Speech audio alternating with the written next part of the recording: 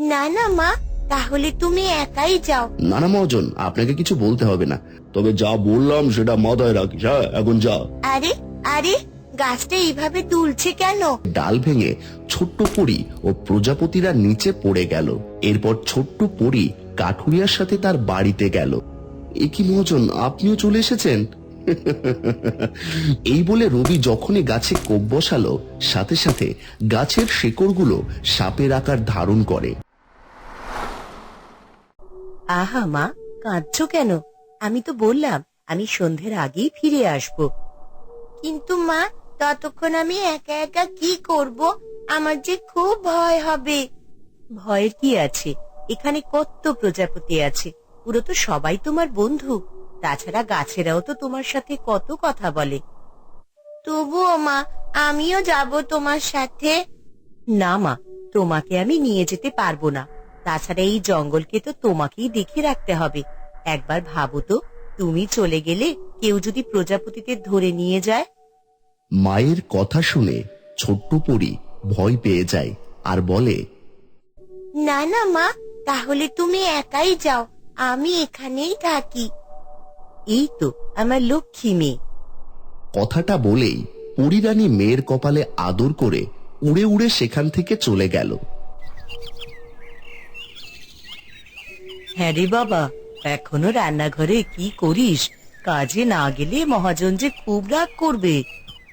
সেলিনার ডাক শুনে তার ছেলে সজল ভাত নিয়ে ঘরে ঢুকে বলল, এই তো মা, হয়ে গেছে। ভাত না রান্না করলে তুমি দুপুরে খাবে কি? ছেলের কথায় সেলিনা কাঁদতে কাঁদতে বলল, হায় রে উপরওয়ালা, এই কি ছিল আমার কপালে? কোথায় এই বয়সে ধুমধাম করে তোর একটা বিয়ে দেব, তা না এখন আমার জন্যই তোকে হাত পুড়িয়ে রাঁধতে হচ্ছে। আহা মা, আবার শুরু করলে? আর হ্যাঁ, ভাত রেখে গেলাম, সময় মতো খেয়ে নিও। আর হ্যাঁ, খাবারের পরে ওষুধটা কিন্তু ভুলো না। এই যা, ওষুধ তো আনতেই ভুলে গেছি। না রে বাবা, আমার জন্যে তোকে আর কোনো ওষুধ কিনতে হবে না। ওপরওয়ালা যতদিন হায়াত লিখে রেখেছে এমনিতেই বাঁচবো। আমার জন্যে তোর আর পয়সা নষ্ট করতে হবে না বাবা। খবরদার মা, আমার সামনে মোটেও তুমি এমন মরার কথা বলবে না। এই পৃথিবীতে তুমি ছাড়া আমার আর কেই বা আছে বলো? সজলের চোখেও পানি জমতে থাকে। হয়েছে, আর কাঁদতে হবে না। পাগল ছেলে আমার। যা বাবা, এবার কাজে যা। আচ্ছা, যাচ্ছি। আর হ্যাঁ, আমি রাজুর কাছ থেকে তোমার ওষুধ পাঠিয়ে দেবো, সময় মতো খেয়ে নিও। এই বলে সজল কাজে বেরিয়ে পড়ল। না, এভাবে আর কদিন চলবে? এবার থেকে আমাকে বড় বড় গাছ কাটতে হবে। সংসারের যা হাল হয়েছে, তাছাড়া মাকে ভালো ডাক্তার দেখাতে হলেও তো টাকার প্রয়োজন। এই যে সজল, দাঁড়া দেখি। এ কি মহাজন, আপনি এখানে? আরে, আমিও তো তোর বাড়ির দিকে যাচ্ছিলাম। শোন, শহর থেকে বড় বড় কাঠের বায়না এসেছে, তাই বলছিলাম আজ জঙ্গলে গেলে বড় বড় দেখে গাছ কাটবি, তবেই কিন্তু পয়সা পাবি, নইলে কিন্তু। না না মহাজন, আপনাকে কিছু বলতে হবে না। আমি নিজেই ভাবছিলাম এবার ছোট গাছ কেটে আর লাভ নেই, তাই বড় গাছই কাটতে হবে। হ্যাঁ, কথাটা যেন মনে থাকে, নইলে আবার আমাকে অন্য লোক দেখতে হবে। তুই যেসব গাছ কাটিস তাতে তেমন পড়তা হয় না। না না মহাজন, দয়া করে আমার কাজটা কেড়ে নেবেন না। জানেনই তো, ঘরে অসুস্থ মা, আমি ছাড়া তার যে আর কেউ নেই। হয়েছে হয়েছে, আর কাঁদতে হবে না, তবে যা বললাম সেটা মাথায় রাখিস। হ্যাঁ, এখন যা। এরপর সজল আবার জঙ্গলের দিকে রওনা হয়। ওদিকে ছোট্ট পরী জঙ্গলে একটা বড় গাছের ডালে বসে প্রজাপতিদের সাথে খেলছিল। তোরা খুব দুষ্টু হয়েছিস। তোদের সাথে উড়ে উড়ে তো আমার ডানাটাই ব্যথা হয়ে গেল। দাঁড়া, একটু বিশ্রাম করে নি। হেরে গেছে ছোট পরী, হেরে গেছে। আহ নীল, শুধু শুধু ছোট পরীকে রাগাস না তো, তাহলে কিন্তু সে আবার পরিরাজ্যে ফিরে যাওয়ার বায়না করবে। ছোট্ট পরী যখন প্রজাপতিদের সাথে খেলছিল, তখনই সজল এসে কুড়াল দিয়ে সেই ছোট গাছটাই কাটার চেষ্টা করছিল।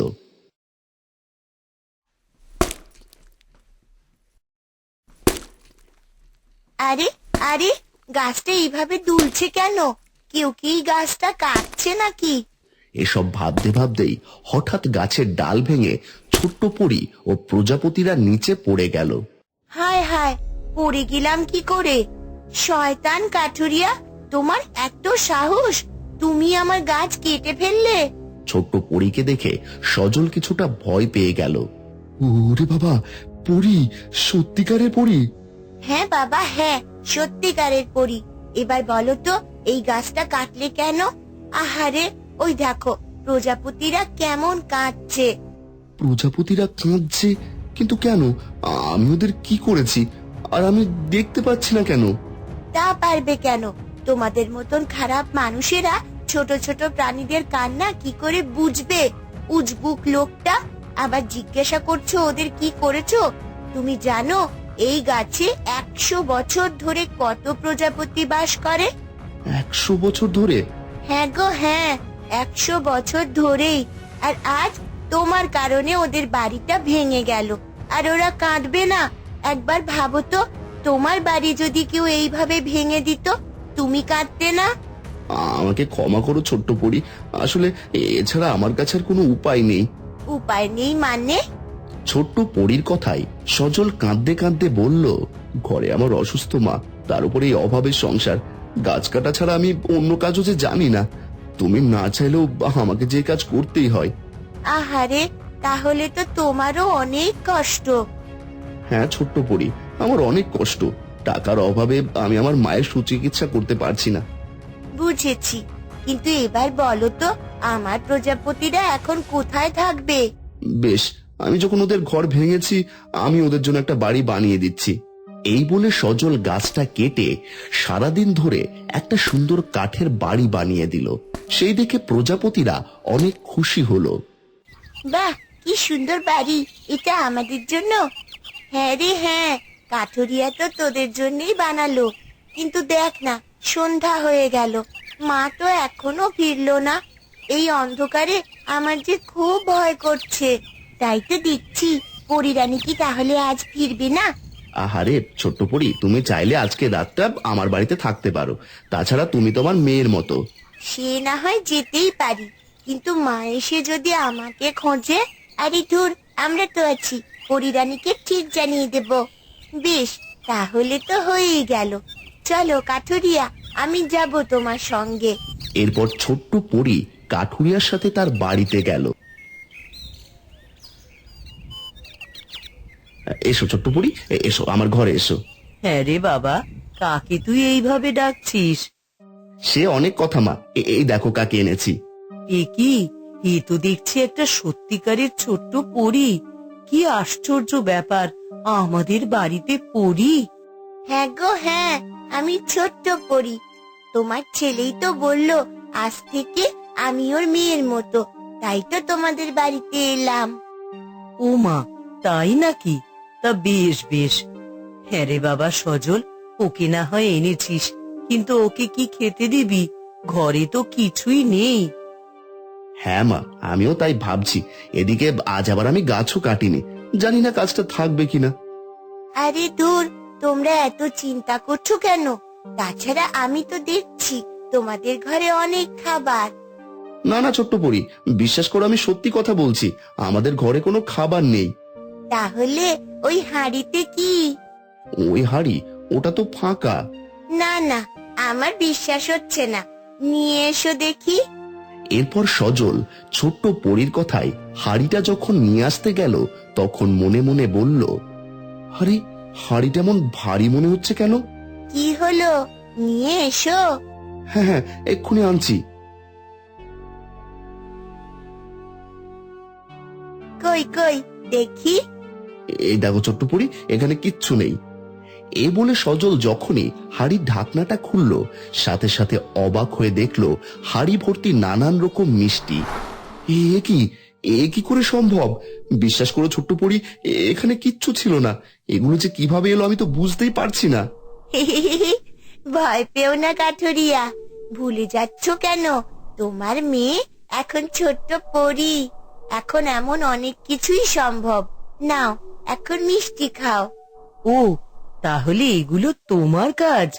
হ্যাঁ গো হ্যাঁ, কথা না বলে এবার মিষ্টি খাও তো দেখি। এই বলে ছোট্ট পরী সেলিনাকে একটা মিষ্টি খাইয়ে দেয়। পরদিন সকালে সজল অনেক চিন্তায় পড়ে যায়। হায় আল্লাহ, গাছ কাটা তো ছেড়ে দিলাম, কিন্তু এবার আমার সংসার চলবে কি করে? আহা কাঠুরিয়া, চিন্তা করছো কেন? আমি তো আছি। না গো ছোট্ট পরি, সবকিছু এত সহজ নয়। তাছাড়া আমি গাছ কাটতে চাই না জানলে মহাজন অনেক রেগে যাবে। কাঠুরিয়া এসব যখন বলছিল তখন মহাজনের লোক এসে সেখানে বলে, সজল, আরে ও সজল, কোথায় গেলি রে? এ কি রবি ভাই তুমি? হ্যাঁ, আমি শুনলাম তোর নাকি খুব পাকনা গজিয়েছে। কাল নাকি গাছ কাটিসনি, সেই নিয়ে মহাজন তোকে ডেকে পাঠিয়েছে। আসলে আমি তো আসল রকম শুনতে আসিনি এখানে। মহাজন ডেকেছে, দেখা করবি, আমি চললাম। রবি চলে যেতেই সজল আরো বেশি চিন্তায় পড়ে গেল। দেখলে তো ছোট্ট পরি, আমি কেন চিন্তা করছিলাম, এবার কি হবে কে জানে। বললাম তো, তুমি চিন্তা করো না। চলো, আমিও যাব তোমার সঙ্গে। তুমি যাবে? হ্যাঁ চলো, তোমার চিন্তা নেই, আমাকে কেউ দেখতে পাবে না। এরপর সজল ছোট্ট পরীর কথা মতো তাকে নিয়ে যায় তার সঙ্গে। এই যে সজল, কিরে কি শুনলাম তুই নাকি গাছ কাটিসনি? জি হ্যাঁ মহাজন, আমি ঠিক করেছি জঙ্গলের কোনো গাছে আমি আর কাটবো না। বিড়াল বলে মাছ খাবো না। হ্যাঁ রে, গাছ না কাটলে তুই তোর মায়ের চিকিৎসা করবি কি করে, আর খাওয়াবি বা কি? ওসব আমি জানি না মহাজন। তাছাড়া আমি যে শুধু গাছ কাটবো না তা না, আমি কাউকে আর জঙ্গলের গাছ কাটতে দেব না। কি বললি, তোর এত বড় সাহস? সে আপনি যা ইচ্ছে বলতে পারেন মহাজন, তবে জঙ্গলে যারা থাকে আমি তাদের কোনো ক্ষতি করতে পারবো না। ওটা তাদের বাড়ি, আমি কারো বাড়ি ধ্বংস করতে পারবো না। বেশ ভালো কথা, আমিও দেখবো কে আমাকে ওই জঙ্গলের গাছ কাটতে বাধা দেয়। এবার দূর হ আমার সামনে থেকে, আজ আমি লোক নিয়ে যাবো ওই জঙ্গলে, পারলে আটকাবি। মহাজনের কথা শুনে সজল ছোট্ট পরীকে নিয়ে জঙ্গলে চলে এলো। সেখানে এসে দেখলো পরী রানী সেখানে বসে আছে। মা, তুমি চলে এসেছো? হ্যাঁ মা, আমি এসেছি, কিন্তু তোমার মুখটা এমন শুকনো দেখাচ্ছে কেন? আর এই বুঝি সেই কাঠুরিয়া যার গল্প এতক্ষণ শুনলাম? হ্যাঁ মা, ওই সেই কাঠুরিয়া। ও খুব ভালো, কিন্তু ওর মহাজন অনেক খারাপ। এরপর ছোট্ট পরী সবাইকে সব ঘটনা খুলে বলতেই পরী রানী বলে ওঠে, কি বললে? ওই মহাজনের এত বড় সাহস? হ্যাঁ মা, ও বলেছে আজই জঙ্গলের সব গাছ কেটে ফেলবে। হ্যাঁ পরী রানী, মহাজন খুব খারাপ। ওনার কাছে আমার মতো আরো অনেক কাঠুরিয়া কাজ করে। ওনার পক্ষে এই জঙ্গলের সব গাছ একদিনে কেটে ফেলা কোনো ব্যাপারই না। ভয় পেও না কাঠুরিয়া, আমিও পরিরাজ্যের রানী, আমিও দেখব ওর কত সাহস। এসব বলতেই ঠিক তখনই মহাজন তার দলবল নিয়ে জঙ্গলে হাজির হয়। তবে সে পরী রানী ও তার মেয়েকে দেখতে পায় না। এ কি মহাজন, আপনিও চলে এসেছেন? হ্যাঁ রে সজল, খুব তো হুমকি দিয়েছিলি, এবার দেখ এই জঙ্গলের আমি কি করি। না না মহাজন, আপনার ভালোর জন্যই বলছি, এই জঙ্গলের একটা গাছেও হাত দেবে না, না হলে বড় সর্বনাশ হয়ে যাবে। তুই এখনো আমায় ভয় দেখাচ্ছিস? হ্যাঁ কিরে রবি, দাঁড়িয়ে আছিস কেন? ওটাই তো মনে হচ্ছে জঙ্গলের সবচেয়ে বড় গাছ। নে তাড়াতাড়ি কোপ বসা দেখি। জি আচ্ছা উস্তাদ। এই বলে রবি যখনই গাছে কোপ বসালো, সাথে সাথে গাছের শেকড়গুলো সাপের আকার ধারণ করে মহাজন ও তার লোকেদের দিকে তেড়ে আসলো। ওরে বাবারে, কত বড় সাপ! এই পালা, সবাই পালা! আরে আরে, কোথায় যাচ্ছিস তোরা? ওরে বাবা, সাপ দেখছি, আমার একদম পেঁচিয়ে নিয়েছে। মহাজনের লোকেরা পালিয়ে গেলেও গাছের শেকড় সাপ হয়ে মহাজনকে পেঁচিয়ে দিল। আর তখনই প্রজাপতিরা বড় আকার ধারণ করে মহাজনকে ঘিরে ধরল। শয়তান মহাজন, আমাদের জঙ্গল ধ্বংস করতে এসেছিলি, আজ আমরাই তোকে ধ্বংস করে দেব। ওরে বাবা রে, আমি কি দেখছি, প্রজাপতি কথা বলছে। হ্যাঁ রে শয়তান, এখনো আরো কিছু দেখবি। লাল প্রজাপতি একথা বলতেই পরী রানী ও ছোট্ট পরীও সেখানে এলো। শয়তান মহাজন, কি ভেবেছিলি সজলের মতন সহজ সরল কাঠুরিয়াদের সামান্য টাকার জন্য কিনে নিয়েছিস, আর তার বিনিময়ে তাদের দিয়ে যা ইচ্ছে পাক কাজ করাবি? ওরে বাবা, এ তো দেখছি পরী, আমাকে ছেড়ে দাও। ছেড়ে আমরা দিতেই পারি, তবে তোমাকে কথা দিতে হবে এই পাপ কাজ অর্থাৎ গাছ কাটার কাজ তোমাকে চিরতরে ছেড়ে দিতে হবে।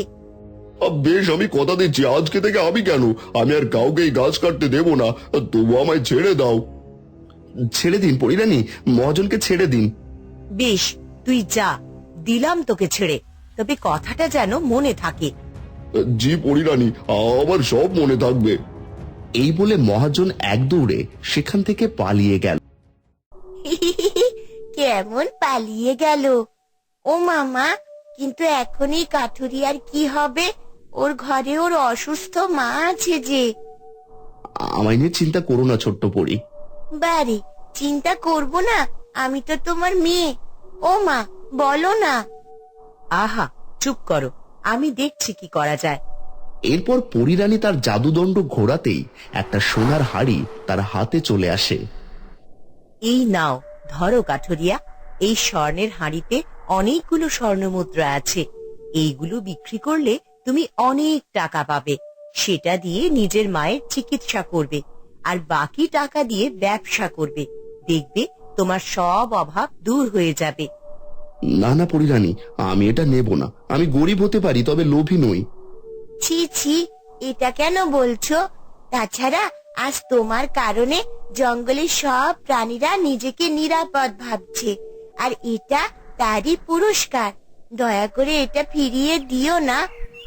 একদম ঠিক, এটা তোমার পুরস্কার। নাও, এবার তো ধরো। পরিরানী ও তার মায়ের কথায় সজল অবশেষে হাড়িটা নিল। ধন্যবাদ পরিরানী, আজ আপনাদের কারণে আমার সব অভাব দূর হলো। আমি সারা জীবন আপনাদের কাছে কৃতজ্ঞ থাকব। বারে, মেয়ের কাছে বাবা কখনো কৃতজ্ঞ থাকে নাকি? যাও, এবার বাড়িতে ফিরে যাও। ইচ্ছে হলে এখানে এসে আমার সাথে দেখা করে যেও। অবশ্যই আসবো ছোট্ট পরি। বাবা কি মেয়েকে না দেখে থাকতে পারে? এই বলে সজল ছোট্ট পরীকে আদর করে দিল।